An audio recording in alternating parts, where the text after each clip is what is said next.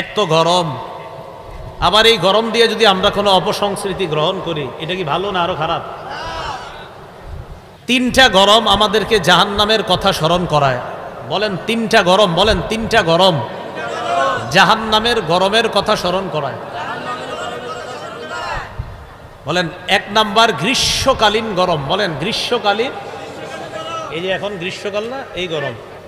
দুই নাম্বার জ্বরের গরম, কিসের গরম? জ্বর ওঠে না আমাদের, এই জ্বরের গরম। তিন নাম্বার আগুন, আগুন দিয়ে রান্না করি না, আগুন। তাহলে এক নাম্বার গ্রীষ্মকালের গরম, এটা আগে শুনি আমরা। সহিহ বুখারীর বর্ণনা 539 নাম্বার হাদিস। এই হাদিসের বর্ণনাকারী আবু যর রাদিয়াল্লাহু তাআলা আন তিনি বলেন, কুন্না মা'আন নবী সাল্লাল্লাহু আলাইহি ওয়াসাল্লাম ফি সাফার, আমরা রাসূলুল্লাহ সাল্লাল্লাহু আলাইহি সাল্লামের সাথে এক সফরে ছিলাম। ফারাদাল মুয়াজ্জিনু আইয়ুআযযিনা লিয-যুহরি, মুয়াজ্জিন সাহেব জোহরের নামাজের আজান দেওয়ার ইচ্ছা করলেন। আমি আবার বলছি, আবু যর গিফারি রাদিয়াল্লাহু তাআলা আনহু বলেন, আমরা রাসূলুল্লাহ সাল্লাল্লাহু আলাইহি সাল্লামের সাথে এক সফরে ছিলাম। মুয়াজ্জিন সাহেব জোহরের নামাজের আজান দেওয়ার ইচ্ছা করলেন। ফাকালা রাসূলুল্লাহ সাল্লাল্লাহু আলাইহি ওয়াসাল্লাম আবরিদ, রাসূলুল্লাহ সাল্লাল্লাহু আলাইহি সাল্লাম মুয়াজ্জিন সাহেবকে বললেন, আরে মেয়ে একটু ঠান্ডা হোক, এরপর আজান দাও, উত্তাপটা একটু কমুক, গরম একটু কমুক, তারপর তুমি আজান দাও। এই কথা বলার পর মুয়াজ্জিন সাহেব অপেক্ষা করতেছেন। কিছু সময় যাওয়ার পর সুম্মা আরাদাল মুয়াজ্জিনু আইয়ুআযযিনা, মুয়াজ্জিন সাহেব আবার আজান দেওয়ার ইচ্ছা করলেন। ফাকালা লাহু রাসূলুল্লাহ সাল্লাল্লাহু আলাইহি ওয়াসাল্লাম আবরিদ, রাসূলুল্লাহ সাল্লাল্লাহু আলাইহি সাল্লাম বললেন, আরে গরমটা একটু কমুক, একটু ঠান্ডা হোক, তারপর আজান দাও। কয়বার হলো? দুইবার। তাহলে আমরা এক সফরে রুবিজির সাথে ছিলাম। মুয়াজ্জিন সাহেব জোহরের নামাজের আজান দেওয়ার ইচ্ছা করলেন। রাসূলুল্লাহ সাল্লাল্লাহু আলাইহি সাল্লাম বললেন, উত্তাপ একটু কমুক, গরমের তীব্রতা একটু কমুক, তারপর আজান দাও। মুয়াজ্জিন সাহেব কিছুটা সময় অপেক্ষা করলেন, এরপর তিনি আবার আজান দেওয়ার ইচ্ছা করলেন। নবীজি বললেন, আরে গরমের তাপ একটু কমুক, তারপর আজান দাও। এইভাবে বলার পর সাহাবারা বলেন, এক পর্যায়ে এমন হলো, হাত্তা রাআইনা ফাইআত তালুল, আমরা দেখলাম আমাদের আশেপাশের যে টিলাগুলা, ওই টিলার ছায়া আমরা দেখতে পাইলাম। তার মানে গরমের তাপ এখন কমছে। তখন মুয়াজ্জিন আজান দিলেন, এরপর আমরা জোহরের নামাজ পড়লাম। এখন এই হাদিস কেন বললাম? এবার নবীজি কি বলে দেখেন। রাসূলুল্লাহ সাল্লাল্লাহু আলাইহি সাল্লাম বলেন, সাহাবাদেরকে লক্ষ্য করে বললেন, শোনো তোমরা, ইন্না শিদ্দাতাল হাররি মিন ফাইহি জাহান্নাম, গরমের তীব্রতা এটা জাহান্নামের উত্তাপের অংশ। বলেন সবাই, গরমের তীব্রতা, বলেন জাহান্নামের উত্তাপের অংশ। তাহলে আমরা বর্তমানে যে গরমে আছি, এটা কিসের অংশ বলেন? তাহলে এই গরমটা আমাদেরকে কোন আগুনকে স্মরণ করায় দেয়? জাহান্নাম। এই তো মাশাআল্লাহ। তো রাসূলুল্লাহ সাল্লাল্লাহু আলাইহি সাল্লাম বললেন, ইন্না শিদ্দাতাল হাররি, গরমের তীব্রতা এটা মিন ফাইহি জাহান্নাম, জাহান্নামের উত্তাপের অংশ। ফাইদা ইশতাদ্দাল হাররু ফাবরিদুহা বিসসালাহ, নবীজি বলেন, যখন গরম প্রখর হবে, গরম যখন তীব্র হয়, তখন তোমরা নামাজটা একটু ঠান্ডা করে পড়বা। এর মানে গরমের তীব্রতা কমলে তোমরা নামাজ আদায় করবা। এই হাদিস থেকে আমরা শিখলাম যে গরমের তীব্রতা এটা জাহান্নামের উত্তাপের অংশ। অতএব গরমকালে চরম পর্যায়ের গরম হওয়াটা আমাদেরকে জাহান্নামের আগুনের কথা স্মরণ করায় দেয়। আল্লাহ, এই রৌদ্রের মধ্যে আমরা আপনার কাছে পানাহ চাই, আপনি আমাদেরকে কবর এবং জাহান্নামের গরম থেকে হেফাজত করুন। সহিহ বুখারীর 536 নম্বর হাদিস। এই হাদিসের বর্ণনাকারী আবু হুরায়রা রাদিয়াল্লাহু তাআলা আন তিনি বলেন, قال رسول الله صلى الله عليه وسلم إذا اشتد الحر فأبردوها بالصلاة فإن شدة الحر من فيح جهنم ইশতাকাতিন নার ইলা রাব্বিহা ফাকালাত আকালা বা'দি বা'দা ফাআদিনা লাহা বিনাফাসাইন নাফাসিন ফিশ শিতা ওয়া নাফাসিন ফিস সাইফ। রাসূলুল্লাহ সাল্লাল্লাহু আলাইহি সাল্লাম বলেন, গরম যখন তীব্র আকার ধারণ করবে তখন তোমরা নামাজ ঠান্ডা করে পড়বা, কেননা গরমের তীব্রতা জাহান্নামের উত্তাপের অংশ। জাহান্নাম আল্লাহর কাছে অভিযোগ করে বলছে, আল্লাহ আকালা বাদি বাদ, আল্লাহ আমার এক অংশ আরেক অংশরে খেয়ে ফেললো, গরমে এক অংশ আরেক অংশরে খেয়ে ফেললো। জাহান্নামে কেমন গরম চিন্তা করেন, জাহান্নাম আল্লাহরে অভিযোগ করে বলতেছে, আল্লাহ আমার এক অংশ আরেক অংশকে খেয়ে ফেলছে। মুসলমান একটু চিন্তার বিষয়, গরম গরমের ব্যাপারে অভিযোগ করে, গরম গরমের ব্যাপারে অভিযোগ। জাহান্নাম অভিযোগ করে বলতেছে, আল্লাহ আমার এক অংশ আরেক অংশরে খেয়ে ফেলছে। ফাআদিনা লাহা বিনাফাসাইন, আল্লাহ জাহান্নামকে দুইটা নিঃশ্বাস ছাড়তে বললেন। কয়টা নিঃশ্বাস? নাফাসিন ফিস শিতা ওয়া নাফাসিন ফিস সাইফ, একটা নিঃশ্বাস শীতকালে, আরেকটা নিঃশ্বাস গরমকালে ছাড়তে বললেন। গরমকালে জাহান্নাম নিঃশ্বাস ছাড়ে, শীতকালে নিঃশ্বাস ছাড়ে। এজন্য শীতকালে যখন প্রচণ্ড শীত হয় তো বুঝতে হবে যে জাহান্নাম নিঃশ্বাস ছেড়েছে ঠান্ডা, আর যখন প্রচণ্ড গরম হয় তো বুঝতে হবে জাহান্নাম প্রচণ্ড গরম নিঃশ্বাস ছেড়েছে। রসুল বলেন, ফাহুয়া আশাদ্দু মা তাজিদুনা মিনাল হাদরি ওয়া আশাদ্দু মা তাজিদুনা মিনাজ জামহারির। এই শীতের কারণেই শীতকালে তোমরা প্রচণ্ড শীত অনুভব করো, আর এই প্রচণ্ড গরম নিঃশ্বাসের কারণে গরমকালে তোমরা গরম অনুভব করো। তাহলে বলেন তো, গরমের এই উত্তাপ এটা কিসের নিঃশ্বাস? বলেন জাহান্নামের। শীতকালে প্রচণ্ড শীত, এটাও কিসের নিঃশ্বাস? যদিও মুহাদ্দিসিনে কেরামের এই হাদিস নিয়ে ব্যাখ্যা, কেউ হাদিসের সরাসরি অর্থ গ্রহণ করেন, কেউ রূপক অর্থ গ্রহণ করেন। যাই হোক, তাহলে বলেন তো, জাহান্নামের গরম আর দুনিয়ার গরম, দুনিয়ার বর্তমান প্রচণ্ড গরম আমাদেরকে কোন গরমের কথা স্মরণ করায় দেয়? জান আল্লাহ আমাদেরকে জাহান্নামের গরম থেকে বাঁচার তৌফিক দান করেন। আমরা সিজদা দেই জায়নামাজে, কাপড়ের উপরে দেই কিনা? কার্পেটের উপরে, কাপড়ের উপরে, জায়নামাজের উপরেও সিজদা দিই আমরা। সহিহ বুখারীর বর্ণনা 542 নম্বর হাদিস। এই হাদিসের বর্ণনাকারী আনাস ইবনু মালিক রাদিয়াল্লাহু তাআলা তিনি বলেন, কুন্না ইদা সাল্লাইনা খালফা রাসূলিল্লাহি সাল্লাল্লাহু আলাইহি ওয়াসাল্লাম বিযহাইরি ফাসাজাদনা আলা সিয়াবিনা ইত্তিকা আল হার। আনাস রাদিয়াল্লাহু তাআলা আনহু বলেন, আমরা যখন রাসূলুল্লাহ সাল্লাল্লাহু আলাইহি সাল্লামের পিছনে গরমকালে যখন সালাত আদায় করতাম, তখন আমরা গরম থেকে বাঁচার জন্য কাপড়ের উপর সিজদা করতাম। সুবহানাল্লাহ। এই জন্য তো জায়নামাজে সিজদা করা যায়, কার্পেটে সিজদা করা যায়। এই হাদিস দলিল, কার্পেটে জায়নামাজে সিজদা দেওয়া জায়েজ। আপনার মাটির উপরে কিছু বিছিয়ে নামাজ পড়া জায়েজ আছে। এই যে সাহাবারা বলেন, গরম থেকে বাঁচার জন্য আমরা কাপড়ের উপর সিজদা করতাম। তাহলে গেল আমাদের প্রথম শিরোনামে। আবার আসেন, কয় গরম আমাদেরকে জাহান্নামের গরমের কথা স্মরণ করায়? 1 নাম্বার গ্রীষ্মকালীন গরম, মানে এই যে বর্তমান যে আপনার গরমকালের যে গরম, এটা জাহান্নামের গরমকে স্মরণ করায়। 2 জ্বরের গরম। সহিহ বুখারীর বর্ণনা 3263 নম্বর হাদিস। এই হাদিসের বর্ণনাকারী আম্মা জান আয়েশা সিদ্দিকা রাদিয়াল্লাহু তাআলা আনহা তিনি বলেন, قال رسول الله صلى الله عليه وسلم الحمى من فيح جهنم فابردوها بالماء। রাসূলুল্লাহ সাল্লাল্লাহু আলাইহি সাল্লাম বলেন, জ্বর এটা জাহান্নামের উত্তাপের অংশ।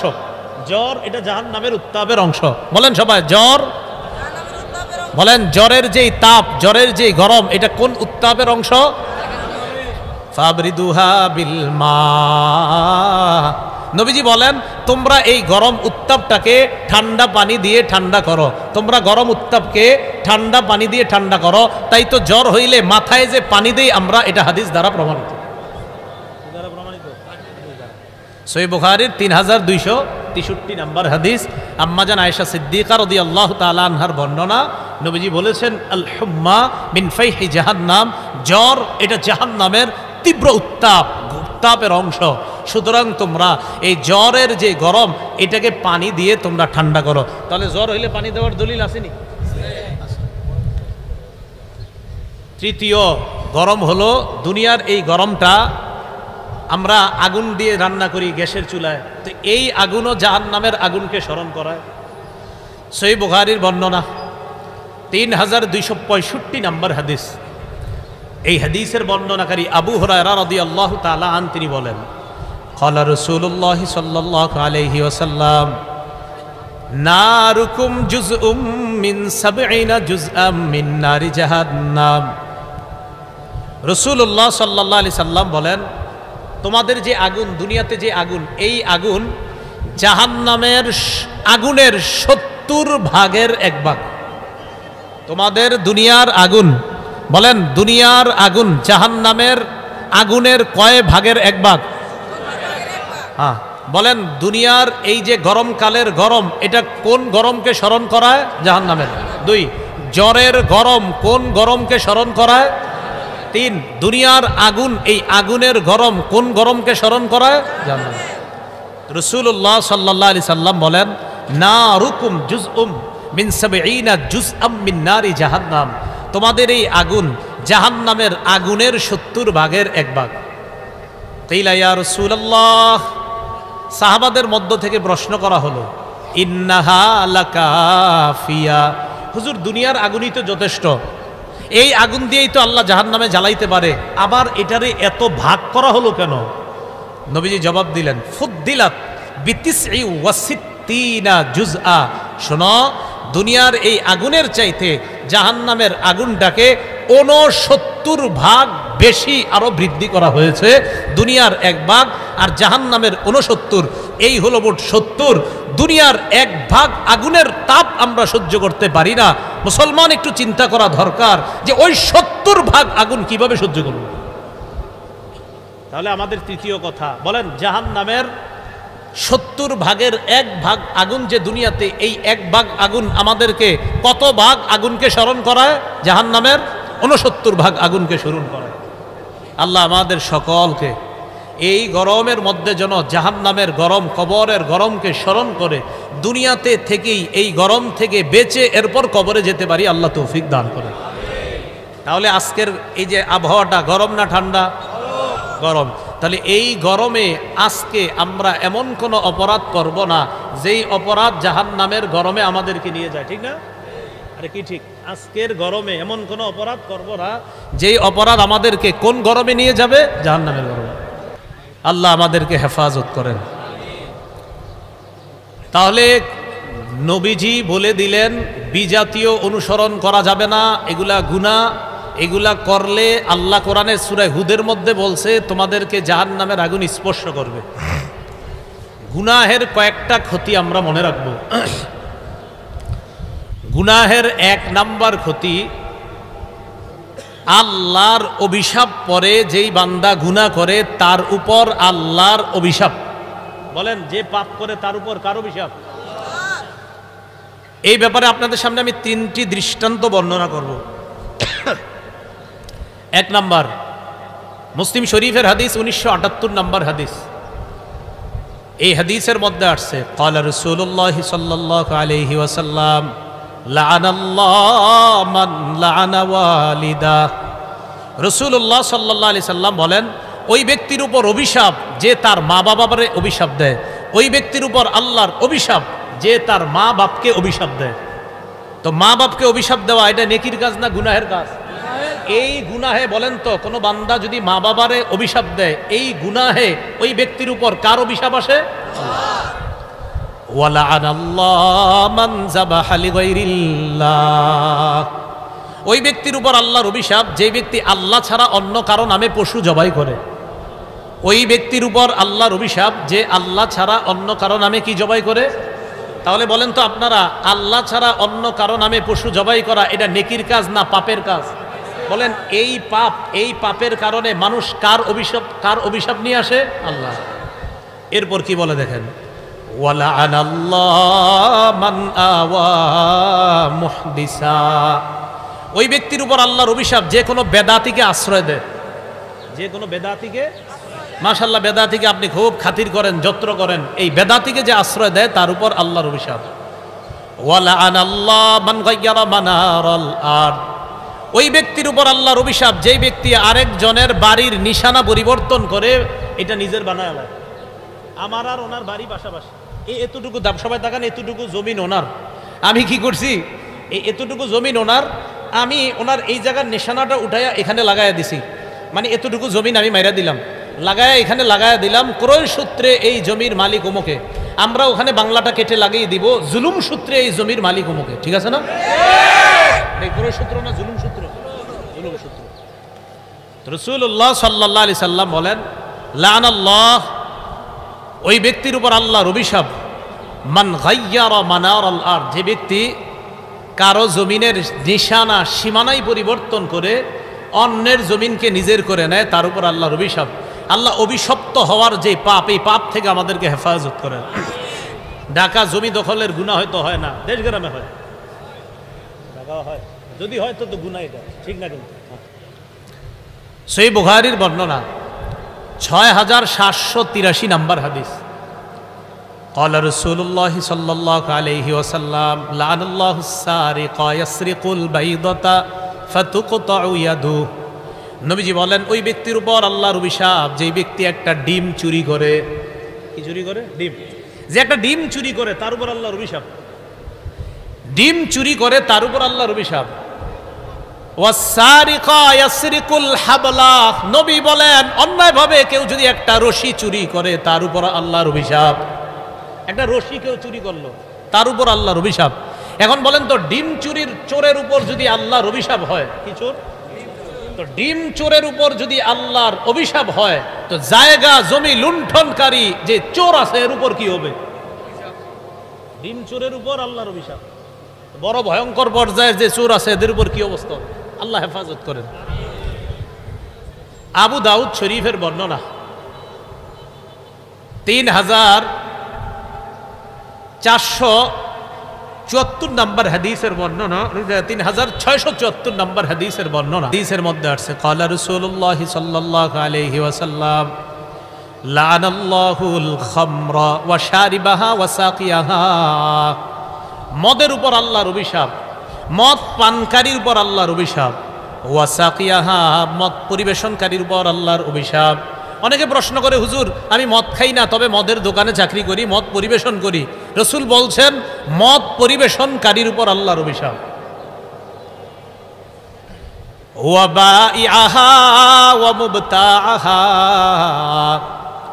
মদ বিক্রেতার উপর আল্লাহর অভিশাপ। আপনি এমন দোকানে চাকরি করেন যেখানে মদ বিক্রি হয়, কিন্তু আপনি মদ খান না, কিন্তু আপনি যে মদ বিক্রি করছেন আপনার উপর আল্লাহর অভিশাপ। ওয়া মুবতাআহা, মদ যে ক্রয় করে তার উপর আল্লাহর অভিশাপ। বসের জন্য মদ কিনতে গেছেন, আপনি যে মদ কিনলেন আপনার উপর আল্লাহর অভিশাপে, হারাম জিনিস কিনলেন না। ওয়া আসিরাহা ওয়া মু'তাসিরাহা, মদ উৎপাদনকারী এবং মদ পরিশোধনকারী, মদ উৎপাদন করে পরিশোধন করে বোতলের উপর লিখে দেয় বাংলা মদ, তার উপর আল্লাহর অভিশাপ। তার উপর আল্লাহর অভিশাপ। তাহলে মদের উপর কার অভিশাপ? পানকারীর উপর, পরিবেশনকারীর উপর, মদ বিক্রেতার উপর, মদ ক্রয়কারীর উপর, যে মদ বানায় তার উপর কার অভিশাপ, যে মদ পরিশোধন করে এটাকে বোতলজাত করে তার উপর কার অভিশাপ। এবার কি বলে দেখেন, ওয়া হামিলাহা ওয়াল মাহমুলা ইলাইহি, মদ যে বহন করে নিয়ে যায়, সেলসম্যান, হুজুর আমি সেলসম্যান গিরি করি, কিন্তু আপনি মদ বহন করেন, নিজে খানো না, বেচেনো না, কিনেনও না, সেলসম্যান গিরি করেন, মদ বহন করে নিয়ে যান, তার উপর আল্লাহর অভিশাপ। ওয়াল মাহমুলা ইলাইহি, যার কাছে মদ বহন করে নিয়ে যাওয়া হয় তার উপর আল্লাহর অভিশাপ। এখন বলেন তো, আমাদের দেশে বিভিন্ন দিনকে কেন্দ্র করে মদ বিক্রি, মদ ক্রয় আর মদ পরিবেশন আর মদ পানের ঘটনা শুধু পৃথিবীতে হয় না, আমাদের দেশেও হয়। আল্লাহ এই জাতীয় অভিশপ্ত কাজ থেকে আমাদেরকে হেফাজত করেন। তাহলে গুনাহের এক নাম্বার ক্ষতি পাইলাম, যে গুনাহের কারণে কার অভিশাপ আসে? আল্লাহ। দুই নাম্বার, গুনাহের কারণে মানুষ অপমানিত হয়। গুনাহ যে করে, পাপ যে করে, করতে করতে ঢিল দেয়, ঢিল দিতে দিতে এক পর্যায়ে তার পাপ এত বেড়ে যায় যে সে অভিশপ্ত হয়, এক পর্যায়ে সে লাঞ্ছিত হয়ে যায়। একটা কিতাব আছে নাম আল আদাবুশ শারঈয়া, 1 নম্বর খণ্ড 144 নম্বর পৃষ্ঠা। আমিরুল মুমিনিন ফিল হাদিস আব্দুল্লাহ ইবনুল মুবারক রহমতুল্লাহি আলাইহি বলেন, রাআইতুজ যুনুবা তুমিতুল কুলুব। আব্দুল্লাহ ইবনুল মুবারক বলেন, আমি দেখেছি পাপ অন্তরকে মৃত বানায় দেয়। বলেন সবাই, পাপ কাকে মৃত বানায়? সবাই বলেন পাপ, বলেন পাপ কলবকে মৃত বানায় দেয়। ওয়াকাদ ইউরিসু যিল্লা ইদমানুহা। নিয়মিত যে ব্যক্তি পাপ করে, এই নিয়মিত পাপীকে পাপ এক পর্যায়ে তাকে লাঞ্ছিত করে ছাড়ে। পাপ নিয়মিত করেন আপনি, মানে আজকেও করেন তো ফিরে আসেন না, আজকে কালকে পাপ বাড়তেছে, আপনার শুধু বাড়তেছে। এই নিয়মিত যে পাপ করতে থাকে, এই পাপ একদিন তাকে লাঞ্ছিত করে ছাড়ে। আল্লাহ আমাদেরকে লাঞ্ছিত হওয়া থেকে হেফাজত করেন। পাপ করব না ছাড়বো? 3 নাম্বার পাপের ক্ষতি, পাপ করলে এলমে দিন থেকে মাহরুম হয়। মাদ্রাসা ছাত্র ভাইয়েরা এবং সবাই আমরা লক্ষ্য করি, দ্বীনি এলেম, দ্বীনি বিদ্যা আমাদের মুখস্থ থাকে না কেন? পাপ যখন বাড়বে দ্বীনি বিদ্যা মুখস্থ থাকবে না। এই ব্যাপারে আমি আপনাদের সামনে 5টা দৃষ্টান্ত বর্ণনা করি, খুব মন দিয়ে শোনেন। 1 নাম্বার, কিতাবের নাম জামিউ বায়ানিল ইলম, 1 নম্বর খণ্ড 675 নম্বর পৃষ্ঠা। আব্দুল্লাহ ইবনে মাসউদ রাদিয়াল্লাহু তাআলা আনহু বলেন, ইন্নী লা আহসিবু আন্না রাজুলা ইয়ানসাল ইলমা ক্বাদ আলিমাহু বিজ্জাম। আব্দুল্লাহ ইবনে মাসউদ রাদিয়াল্লাহু তাআলা আনহু বলেন, আমি মনে করি মানুষ শুধুমাত্র পাপের কারণে সে যে বিদ্যা অর্জন করে, ওই বিদ্যা থেকে সে বঞ্চিত হয়, বিদ্যা সে ভুলে যায় পাপের কারণে। বলেন সবাই, বিদ্যা ভুলে যায় কিসের কারণে? আবার বলেন, ধর্মীয় বিদ্যা মানুষ ভুলে যায় কিসের কারণে? পাপের কারণে। দ্বিতীয় দৃষ্টান্ত, ইমাম আবু হানিফা রহমতুল্লাহ আলাইহির নাম শুনছেন তো সবাই? আল ইমামুল আজম নুমান ইবনু সাবিত, আল ইমামুল আজম আবু হানিফা রহমতুল্লাহ আলাইহি, কিতাবের নাম আল জাওয়াহিরুল মুদিয়্যাহ, 2 নম্বর খণ্ড 478 নম্বর পৃষ্ঠা। কানাল ইমামু আবু হানিফাতা রাহিমাহুল্লাহ ইযা আশকালাত আলাইহিল মাসআলা। ইমাম আবু হানিফা রহমতুল্লাহর যখন কোনো মাসালায় খটকা লাগতো, ভুলে যাইতেন না, যদি খটকা লাগতো যে এটা কি হালাল না হারাম, এটা কি জায়েজ না নাজায়েজ, এরকম খটকা লাগছে ওনার, তো মনে করেন ওনার সামনে তো দলিল আদিল্লা সব আছে, তো সব দিকেই দলিল আছে, কিন্তু দলিলের তো একটা সমাধান আছে। দলিলের কি আছে? একটা সমাধান, তো সমাধান আসতেছে না।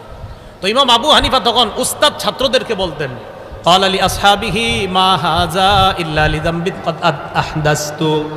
ইমাম আবু হানিফা বলতেন, মা হাযা ইল্লা লিযামবিন ক্বাদ আহদাসতু, দেখো এই যে আমার মাসালা খটকা লাগছে কেন জানো?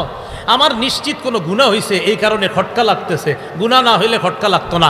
এত বড় একজন ইমাম, উনি নিজেকে গুনাহগার মনে করতেছে যে আমার কেন খটকা লাগলো। ওয়া কানা ইস্তাগফিরু, ইস্তেগফার পড়া শুরু করতেন। ওয়া রুবামা কামা ওয়া সাল্লা, কখনো কখনো নামাজে দাঁড়িয়ে যাইতেন। নামাজে দাঁড়ানোর পর ফাতান কাশিফা লাহুল মাসআলা, আল্লাহ তাকে মাসালার সমাধান দিয়ে দিতেন। তখন ইমাম আবু হানিফা বলতেন, রাজাউতু আন তিবা আলাইয়া, আমার আশা আল্লাহ আমার তওবা কবুল করছে, আমার তওবা আল্লাহ কবুল করেছেন বিধায় এই বিদ্যা আল্লাহ আমাকে জানিয়ে দিয়েছেন। খটকা লাগছে, কই খটকার সমাধান আল্লাহ কেন দিছে? কই নিশ্চিত কোনো অপরাধ ছিল, আর আমার অপরাধ ক্ষমা আল্লাহ যে করেছেন এটার দলিল হলো এই মাসালার সমাধান আমি পেয়ে গেছি, আমার রব নিশ্চিত আমার তওবা কবুল করে এই মাসালার সমাধান আমাকে দিয়ে দিয়েছেন। দৃষ্টান্ত নাম্বার 3, আল্লাহ আলী ইবনুল খাশরাম, এক বড় বিখ্যাত আলেম, উনি ওয়াকি ইবনুল জাররাহ রাহমাতুল্লাহ আলাইহির ব্যাপারে বলেন, বুখারী শরীফের ব্যাখ্যা গ্রন্থ যিনি লেখছে ফাথুল বারী, তার নাম ইবনু হাজার আসকালানি, তার একটা কিতাব আছে তাহজিবুত তাহজিব।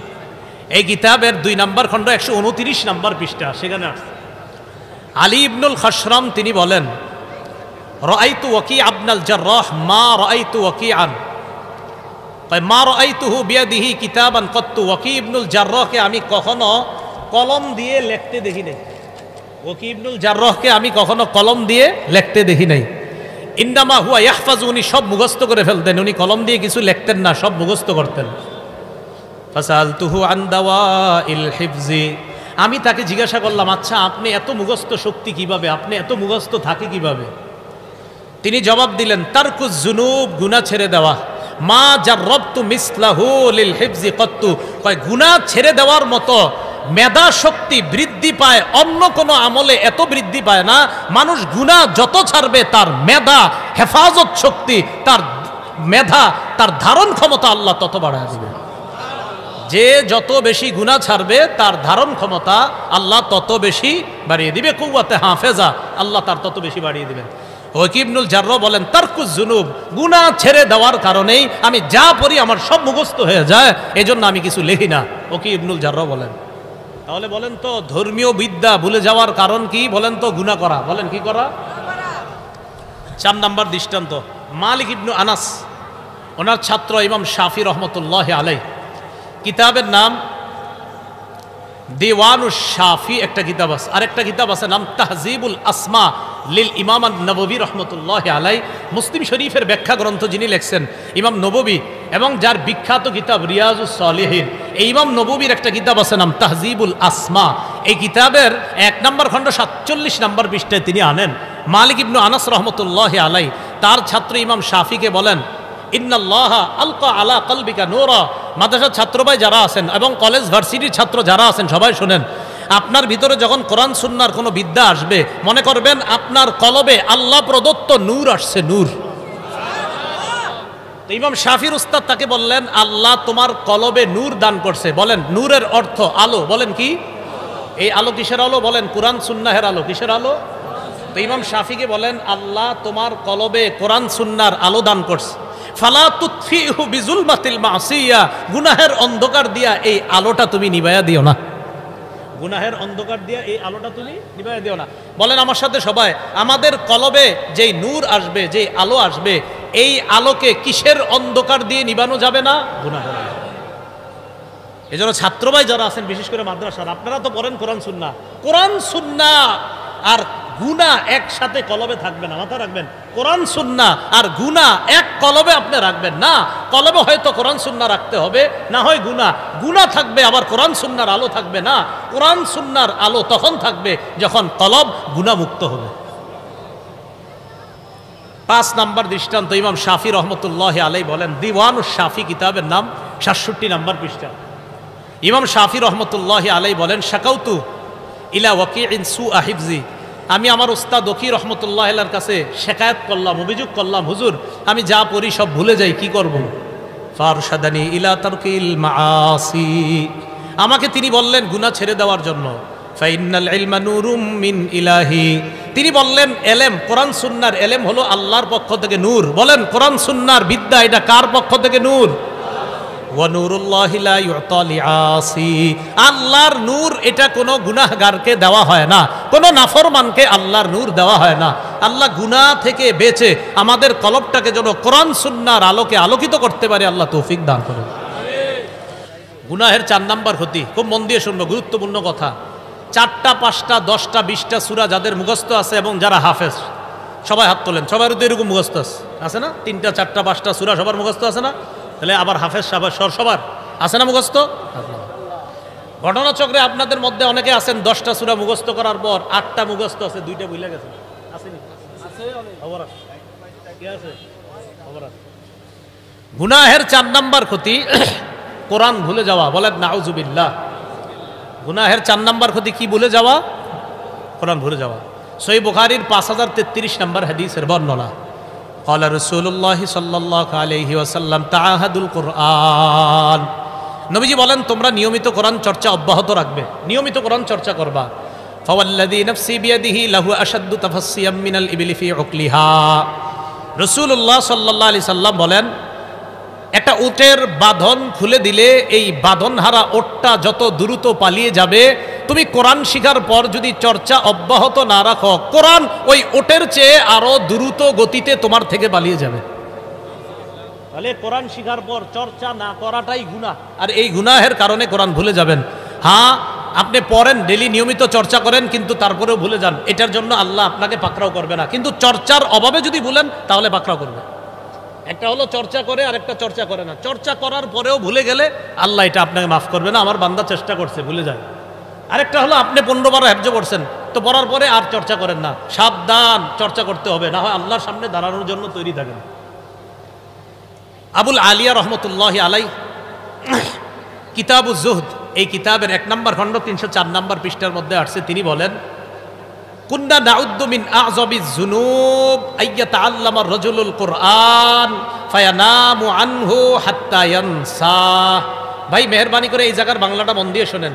আবুল আলিয়া রহমতুল্লাহি আলাই বলেন, ভাই আমরা আমাদের যুগে সবচেয়ে বড় অপরাধ মনে করতাম কোনটাকে জানো? কোনো ব্যক্তি কোরআন শিখার পর অলসতার কারণে, চর্চার অভাবে কোরআনের কিছু অংশ শিখছে, শিখার পরে আর চর্চা করে নাই। এই চর্চার অভাবে সে কোরআনটা ভুলে গেছে। এক পর্যায়ে চর্চা না করতে করতে কোরআন ভুলে গেছে। 10টা সূরা শিখছিল, 5টা ভুলে গেছে। হাফেজ হয়েছিল, এখন আর তার 20 পারা মুখস্থ নাই। চর্চার অভাবে যেই ব্যক্তি এইভাবে কোরআন ভুলে যাইতো, আমাদের যুগে আমরা এটাকে সবচেয়ে বড় অপরাধ হিসাবে গণ্য করতাম। কোরআন ভুলে যাওয়া সবচেয়ে বড় অপরাধ। বলেন, কোরআন ভুলে যাওয়া সবচেয়ে বড় অপরাধ। এ হলো গুনাহের 4 নাম্বার ক্ষতি। গুনাহের 5 নাম্বার ক্ষতি, গুনাহ করলে অন্তর শক্ত হয়ে যায়, অন্তর মরে যায়। বলেন, গুনাহ করলে অন্তর কি হয়ে যায়? শক্ত হয়ে যায়, অন্তর মরে যায়।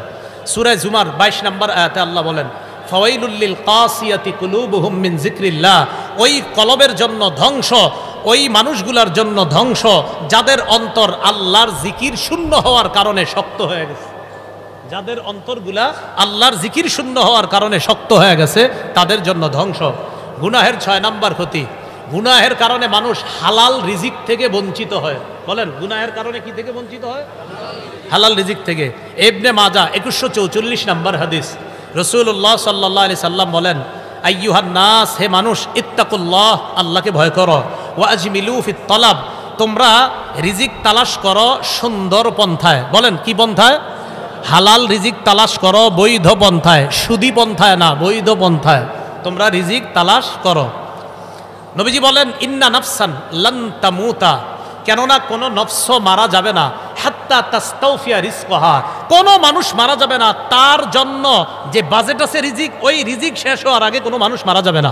প্রত্যেকটা মানুষের আল্লাহর পক্ষ থেকে একটা রিজিকের বরাদ্দ আছে, এই বরাদ্দ শেষ হওয়ার আগে কোনো মানুষ মারা যাবে না। নবী বলেছিলেন, তো নবীজি বলেন, যেহেতু তুমি তোমার রিজিকটা পাওয়ার আগে মরবা না, তাই তোমার রিজিকটা হালাল পন্থায় তুমি তালাশ করে যাও। আজকে পাও নাই কালকে পাবা, কালকে পাও নাই পরশু পাবা, পাবেই পাবে। হালাল পন্থায় তালাশ করো, হারাম পন্থায় ছাদে উঠো না, হারাম পন্থায় উপরে উঠে যাবে। কারণ আপনি যে যেটা পাইতে মনে করেন 10 তলা বাড়ির মালিক হয়েছেন অবৈধ পন্থা, আপনি কিন্তু বৈধ পন্থায় 10 বছর পরে হইতেন। তো রাসূল সাল্লাল্লাহু আলাইহি সাল্লাম বলেন যে তুমি হালাল পন্থায় তোমার রিজিকটা তালাশ করো, কারণ তোমার কপালে যা আসবে এটা আজও কালো আসবেই, কারণ তুমি এটা না আসা পর্যন্ত মারা যাবে না। সহিহুল জামের 2085 নম্বর হাদিসের মধ্যে রাসূল সাল্লাল্লাহু আলাইহি ওয়াসাল্লাম বলেন, লা ইয়াহমিলান্না আহাদাকুম ইস্তিবতাউর রিজকি আইয়াতুবাহু বিমাসিয়া, তোমাদের কাউকে যেন দ্রুত ধনী হওয়ার নেশাটা তোমাদের কাউকে যেন গুনাহের মাধ্যমে টাকা কামাই করতে উদ্বুদ্ধ না করে। বলেন আমার সাথে সবাই, আমাদেরকে দ্রুত ধনী হওয়ার নেশা যেন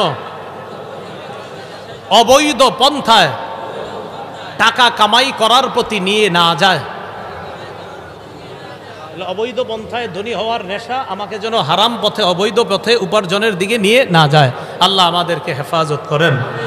গুনাহের 7 নাম্বার ক্ষতি, গুনাহ করতে করতে মানুষ এমন হয় ফেরেশতাদের দোয়া থেকে বঞ্চিত হয়ে যায়। বলেন নাউজুবিল্লাহ।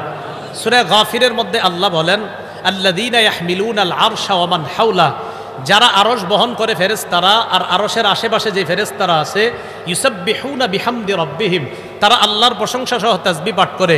ওয়ায়াস্তাগফিরুনা লিল্লাযীনা আমানু, ফেরেশতারা ঈমানদারদের জন্য আল্লাহর কাছে ক্ষমা চায়।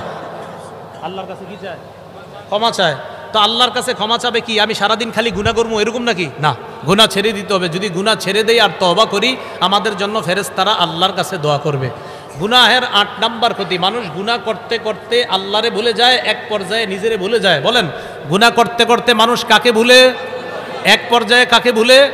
সূরা হাশর আল্লাহ বলেন, ওয়ালা তাকুনু কাল্লাযীনা নাসুল্লাহা ফাআনসাহুম আনফুসাহুম, তোমরা তাদের মতো হয়েও না যারা আল্লাহকে ভুলে যায়। এক পর্যায়ে আল্লাহ তাদেরকে আত্মবিস্মৃতি বানিয়ে দেয়, মানে আল্লাহরে ভুলে যায়, আল্লাহ তখন ওই ব্যক্তিকেই ভুলিয়ে দেয় যে বেটা তুই আমারে কি বলবি, তুই তো নিজেরই ভুলে গেছিস।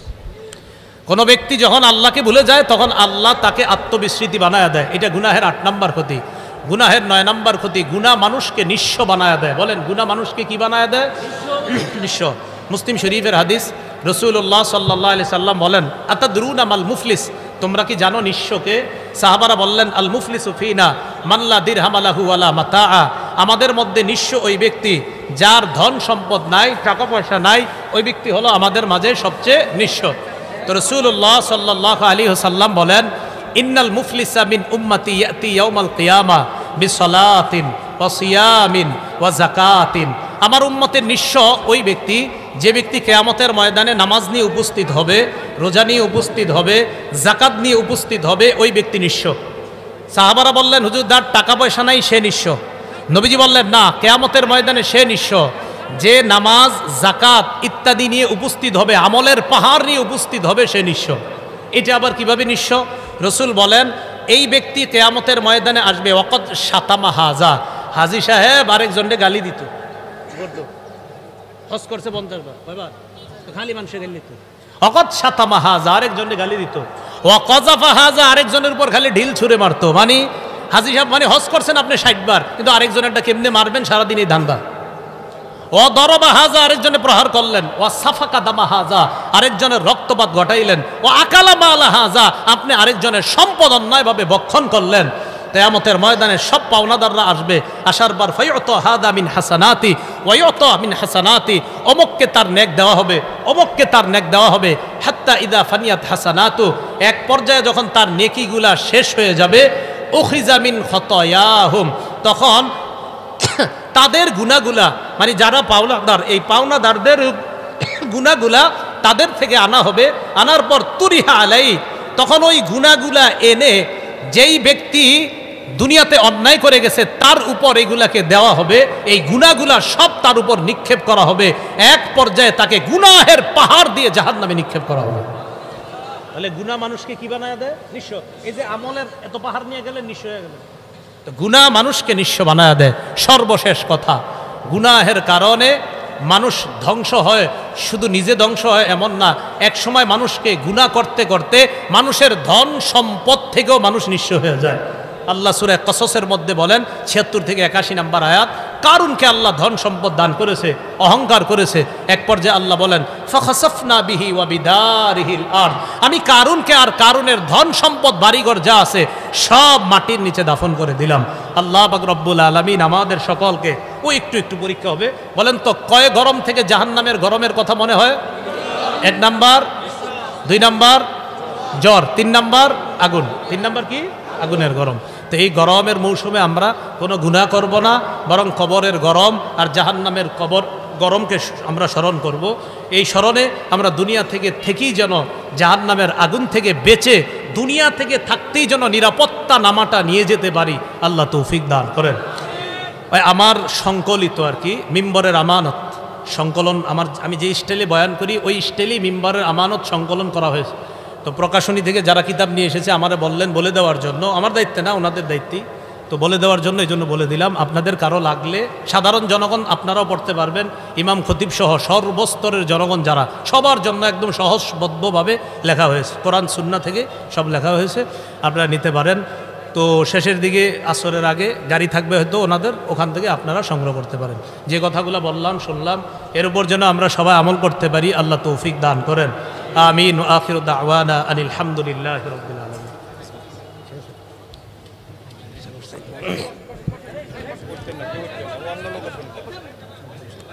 মাশাআল্লাহ।